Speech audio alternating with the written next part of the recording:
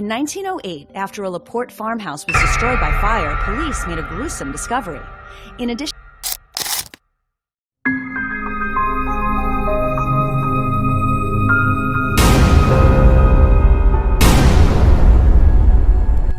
to 3 bodies found inside the house, one of them headless, investigators found the remains of many more buried on the property. The owner of the house was Belle Gunness, who turned out to be one of the most prolific serial killers in American history. Twice widowed, Belle Gunness began placing newspaper ads in Midwestern newspapers seeking male suitors. Personal: comely widow who owns a large farm in one of the finest districts in LaPorte County, Indiana, desires to make the acquaintance of a gentleman equally well provided with view of joining fortunes. No replies by letter considered unless sender is willing to follow answer with personal visit. Clearly, triflers need not apply. Belle would then separate the suitors from their money and property before poisoning them, cutting them up, and burying them on her farm. Over a span of about 5 years, she killed at least 25 people, though some say the real number was at least 40. Andrew Helgeline, a farmer from South Dakota, was lured to LaPorte, Indiana by Belle Gunness. Within days of depositing his life savings at the Savings Bank of LaPorte, Helgeline vanished. Ray Lamphere, the hired man at the Gunness farm, was so in love with Belle that he was willing to perform the most gruesome tasks for her. Lamphere, however, became a threat to Belle, and she set the stage for her disappearance and for his involvement in the killings. Asel Helgeline, the brother of Andrew Helgeline, a bachelor farmer from South Dakota, had corresponded with Belle Gunness concerning the whereabouts of his brother. Asel arrived in LaPorte in 1908 and told the sheriff that he suspected his brother had met with foul play at the hands of Belle Gunness. Dozens of men dug around the farm and made the gruesome discovery of not just Andrew Helgeline, but one body after another. Large crowds gathered at Belle Gunness's farm in 1908 to watch police dig up the backyard and pull out sacks of arms, legs, heads, and torsos which were buried there, all victims of Belle Gunness. After the fire, local authorities concluded Gunness and her children had died in the blaze, but some contend she faked her death and fled to California, where she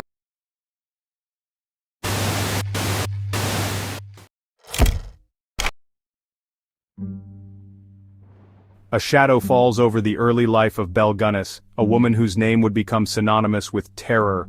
Born as Brynhild Paulsdatter Storset in 1859, in the small village of Selbu, Norway, her beginnings were humble. Brynhild, a name that would eventually be lost to time, replaced by the chilling moniker Belle Gunness. Her early years were marked by hardship and struggle. Growing up in the rugged landscape of Selbu, she faced the harsh realities of rural life in the 19th century. The village, nestled among the fjords and mountains, was a place of stark beauty and relentless hardship. Some whisper of a troubled childhood, a darkness that clung to her even then. Tales of cruelty and a fierce determination to escape her circumstances began to surface. In 1881 she arrived on American shores, a young woman seeking a new beginning. The promise of the American dream beckoned, and she was determined to seize it. She settled in Chicago, the bustling city offering anonymity and opportunity. The vibrant streets of the city were a stark contrast to the quiet, oppressive atmosphere of her homeland. Marrying Mads Sorensen in 1884, she shed her old name, embracing the identity of Belle Sorensen. This marriage marked the beginning of a new chapter, but it was not to be a happy one. But fate, it seemed, had other plans. The union was fraught with difficulties, and whispers of Belle's dark side began to emerge. Tragedy struck, casting a long shadow over Belle's life. The death of her husband under mysterious circumstances raised many questions and suspicions. The seeds of darkness, dormant until now, began to take root. Belle Gunness, once a young girl from a small Norwegian village, was on the path to becoming one of America's most infamous figures. The making of a monster tragedy and transformation. This is the story of Belle Gunness, a woman whose life was marked by a series of unfortunate events that would ultimately lead her down a dark and twisted path. Misfortune plagued Belle's early marriage. She married Mads Sorensen, a man who shared her dreams of a prosperous future. However, their happiness was short-lived as they faced numerous hardships. 2 of her children died in infancy, their deaths attributed to natural causes, though whispers of something more sinister began to circulate. The loss of her children left Belle devastated, and the community began to talk. Then, in 1900, tragedy struck again, this time claiming the life of her husband, Mads. His death was sudden and unexpected, leaving Belle a widow once more. The circumstances surrounding his death were suspicious, but no foul play was proven. The insurance money from Mads's death provided temporary solace, but it also ignited a dangerous desire in Belle. She found herself drawn to the allure of wealth, a craving that began to consume her every thought. She developed a taste for wealth, a hunger that could never be satiated. The money brought her comfort, but it also awakened a darker side of her personality, one that was willing to do anything to maintain her newfound lifestyle. It was during this time that Belle met Peter Gunness, a widower with 2 young children. Peter was a kind and hard-working man, and Belle saw an opportunity to secure her future by marrying him. They married in 1901, but their union was short-lived. The marriage was fraught with tension and unease, and it wasn't long before tragedy struck once more. Peter died a year later, the victim of a tragic accident, or so it seemed. The circumstances of his death were shrouded in mystery, and many began to suspect that Belle was not as innocent as she appeared. The pattern of death and misfortune that followed her was too consistent to be mere coincidence. First, blood whispers of darkness in La Porte. The small town of La Porte, Indiana, seemed like any other rural community, with its quiet streets and close-knit neighbors. But beneath the surface, a dark tale was unfolding, one that would leave an indelible mark on its history. With Peter's death, Belle Gunness inherited his farm in La Porte, Indiana.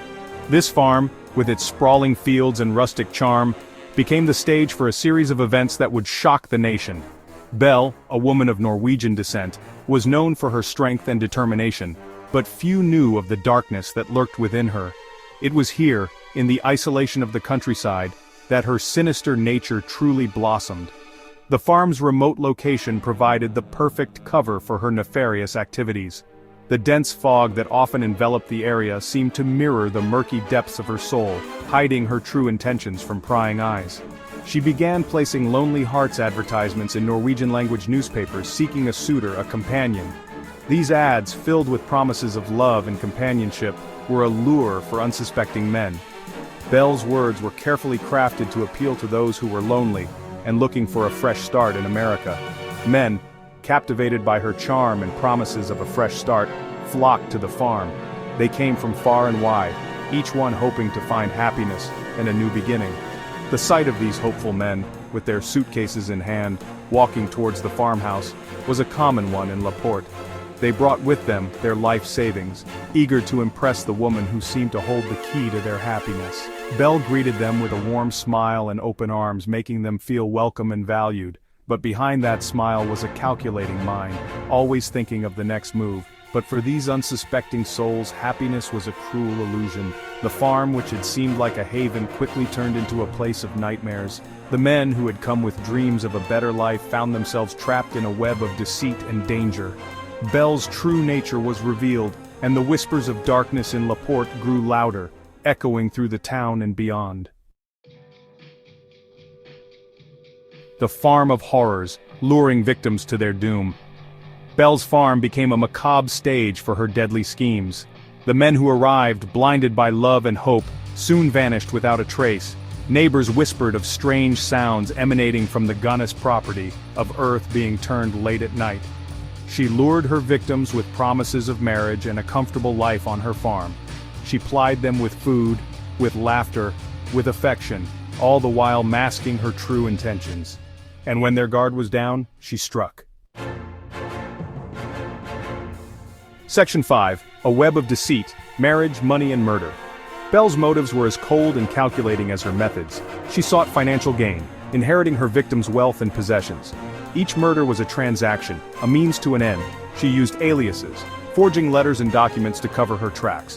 Her ability to blend in, to appear as a grieving widow, a respectable member of the community, was chilling. She charmed law enforcement, deflected suspicion, and continued her reign of terror unchecked. Section 6. The body count rises, uncovering the gruesome truth. In 1908, the facade finally crumbled. A fire ravaged the Gunness farm, reducing it to ashes. Amidst the smoldering ruins, authorities discovered the charred remains of a woman, believed to be Belle Gunness. But a horrifying discovery awaited them.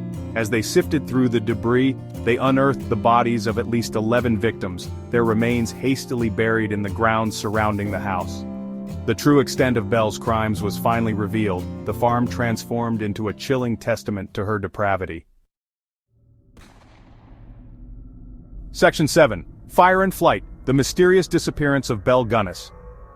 The discovery of the bodies sent shockwaves through La Porte and beyond. Newspapers dubbed Belle Gunness the Black Widow, her story captivating the nation. But one crucial question remained unanswered. Was Belle Gunness truly dead? The body found in the fire was smaller than Belle's, leading some to believe she had escaped justice. Sightings of her were reported across the country, each one adding to the legend of the elusive Lady Bluebeard. Section 8. Living in the Shadows, Theories and Speculation. Theories surrounding Belle's fate abounded. Some believed she had faked her death, using the fire as a cover to disappear with her ill-gotten gains. Others speculated that she had met a violent end, perhaps at the hands of a vengeful victim or a disgruntled accomplice. Despite numerous investigations and alleged sightings, Belle Gunness was never definitively located. The mystery of her disappearance, much like the woman herself, remained an enigma. Section 9. A Legacy of Terror. Belle Gunness's place in true crime history. Belle Gunness's reign of terror may have ended in 1908, but her chilling legacy lived on. She became a notorious figure in American true crime, her story a cautionary tale of deception, greed, and cold-blooded murder. Her case exposed the vulnerabilities of a society grappling with rapid change and the allure of the American dream.